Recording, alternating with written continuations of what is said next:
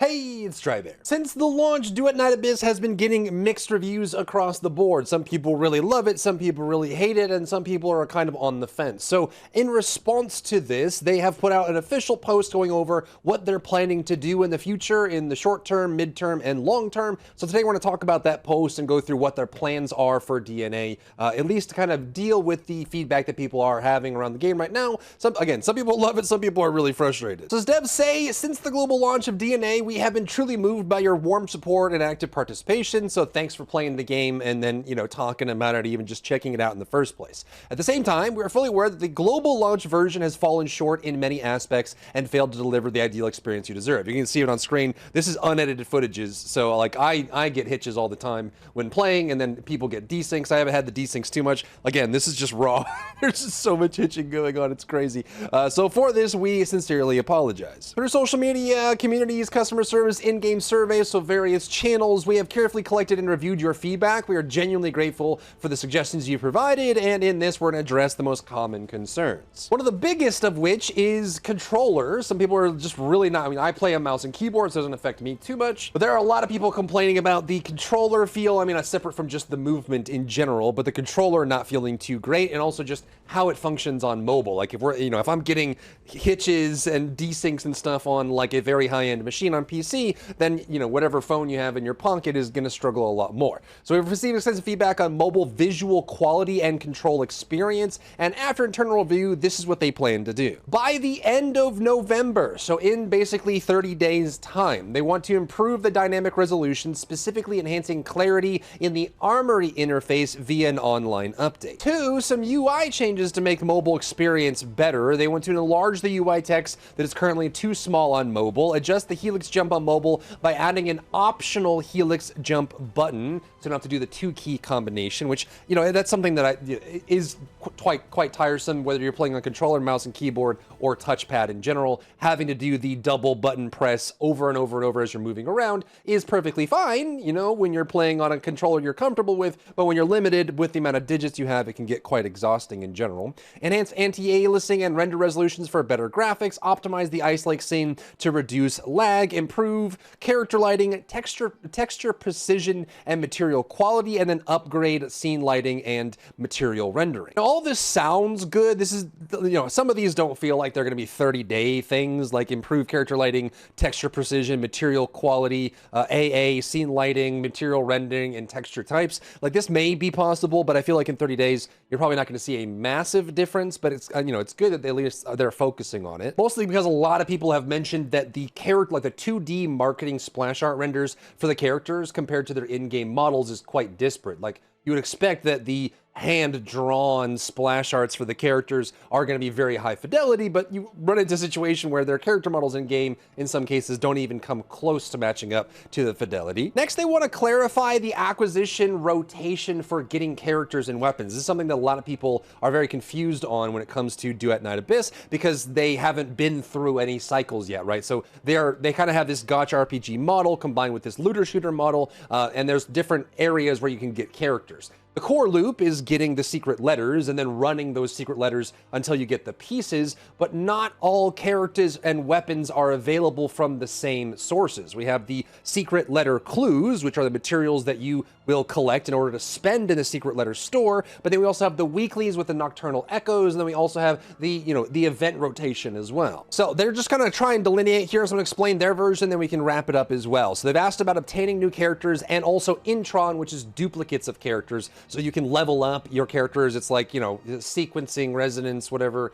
you want to call it for most gacha RPGs. You get duplicates of the same thing, and then you make that stronger by unlocking new passives. So here is the character breakdown, and their example is using Psyche and Fina as examples in general. So when Psyche is released, you can then obtain her secret letter through the event, the Immersive Theater. And if you haven't been doing Immersive Theater, you need to complete it. It's one of the most important things you can do right now, is completing your beginner run, getting as many demon wedges as you can, and then make sure you finish the events to get the free characters that are on offer right now.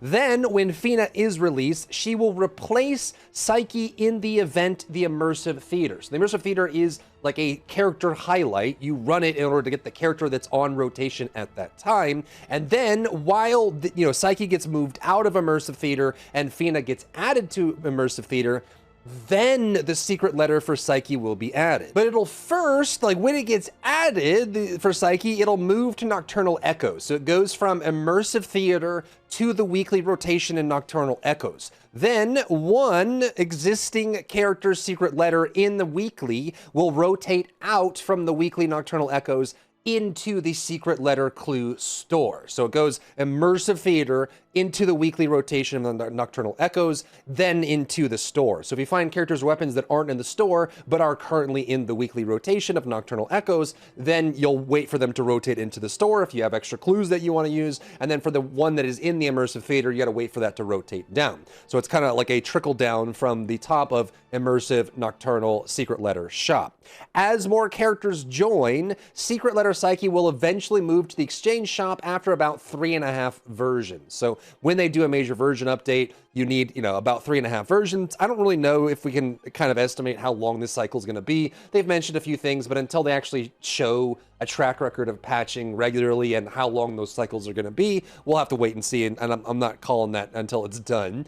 Before that, it remains available in Nocturnal Echoes, so it's going to be in the weekly rotation, so it leaves Immersive, goes to weekly, and then after 3.5 versions, it'll move to the Exchange Shop. The same applies to weapons first available in the Immersive Theater, so the same rotation in that process. And they also mentioned that the schedules will be updated through future announcements. They're not solidifying anything, but just be aware that that's the process they're looking for. They also mentioned that each version will add secret letters for one melee and one ranged weapon to the Exchange Shop, purchasable without limit using secret letter clues. So every major version update, expect the characters and weapons to rotate out of the Immersive Theater and into weekly, and then potentially weekly, Nocturnal Echoes into the secret clue shop. And then once we have the secret clue shop, every single new version will also add the secret letters for one melee and one ranged weapon to that rotation shop, which means that likely when we get new versions, we'll probably get a new one melee weapon and one ranged weapon, just so that's not, we're not falling victim to entropy there, where it just, if they're not adding weapons and then they're adding things to that, then it's going to kind of fall out of rotation, right?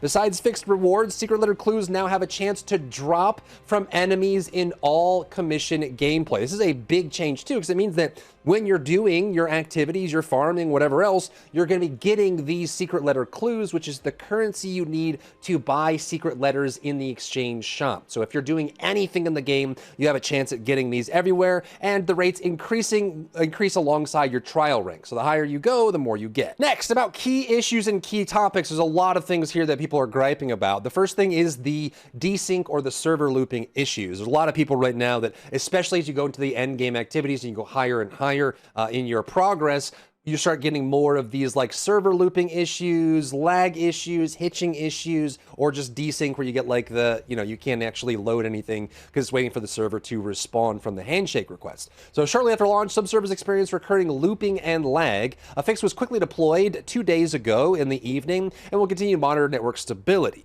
For delayed purchases, some users reported not receiving purchase items promptly. We've issued missing items via backend. If you still haven't received yours, please contact customer service. So if you've bought anything and it hasn't showed up yet, send a ticket in. There's some kind of issue that they're running into. I imagine this is going to continue. The brand new game, it's their first title. They're really just trying to figure everything out as they go.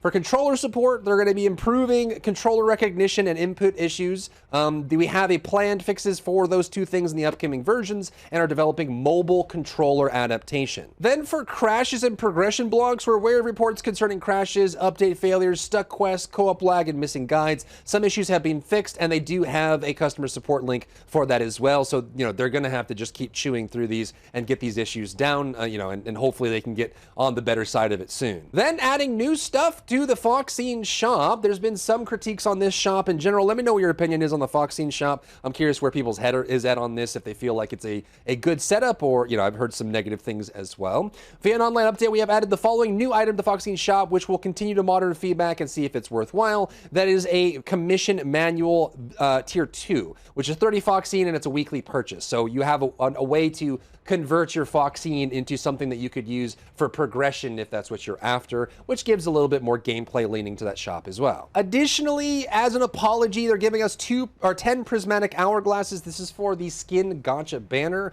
Remember that the gacha banner pity does not roll over, so I recommend people save up all your hourglasses and then spend only when you can go to pity if you feel feel like you really want to get the skin. 200 secret letter clues for the secret letter shop, 5 volume 3 commission manuals, and this should all be available in-game through your mail function if you haven't picked it up yet. And they mentioned that as their first globally released self-developed game, it still has much to improve. So they're basically just saying, hey, this is our first game. A lot of these, like, you know, systemic decisions and processes that should be in place for a more experienced studio just aren't there, and they're doing their best. And to be honest, this is actually a very large game for their first title and is, you know, more developed than a new studio would be, and that's partially because they have a very strong financial backing. Though they are a new team and this is their first game, they do have a lot of money, you know, they have a strong financial backing. You can go look it up as well. So they do have the support for it. It's now just up to them to put in the hours, put in the grind,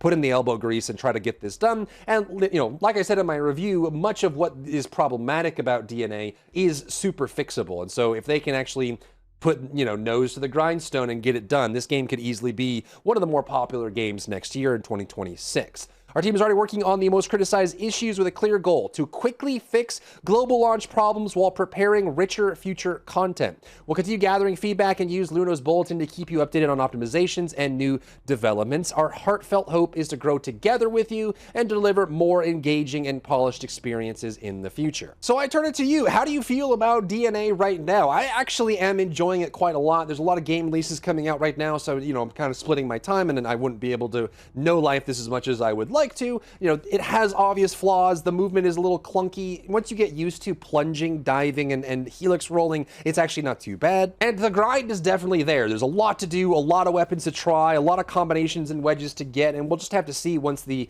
end game really comes into fruition how things function. But it is kind of nice to play a gacha RPG where you can spend extra hours to get ahead, and then that will result in you getting characters and items and weapons and things like that, which is not really all that typical for a gacha RPG, which this is a gacha RPG where their bones and organs are all looter, shooter, or warframe, right? So there's a lot of like crossover in that idea. But let me know what you think about the game, what you expect, and also what your expectations are for future updates. What do you think they need to do right now in the short term to make the game succeed, and what do they think they need to do more or less of to make sure that they keep their audience engaged? Drop that in the comments down below. If you found value in today's video, leave a like down below, leave a comment for the algorithm to help this video get seen by more people, and don't forget to check out my other channels for other content and other stuff and other things.